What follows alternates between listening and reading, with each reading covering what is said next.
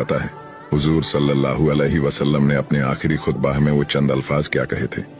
आए लोगो सुनो, मैं शायद अब तुम्हारे बीच ज्यादा वक्त तक नहीं रहूंगा। जो भूखे हैं उन्हें वही खाना खिलाना जो तुम खुद खाना पसंद करते हो। गरीब लोगों को वही कपड़े देना जो तुम खुद पहनना पसंद करते हो। बेशक तुम अपने रब से एक दिन जरूर मिलोगे और वो तुम्हें तुम्हारे हर एक अमाल का अच्छा बदला देगा।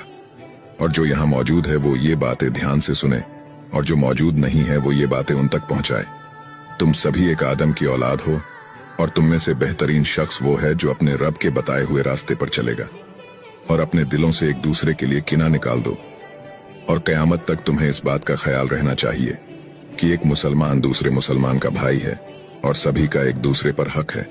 और फरमाया रसूलुल्लाह सल्लल्लाहु अलैहि वसल्लम ने, वो चेहरा नूर से रोशन हो जो मेरी कही हुई हदीस सुने और वो दूसरों तक पहुंचाए। सुभान अल्लाह।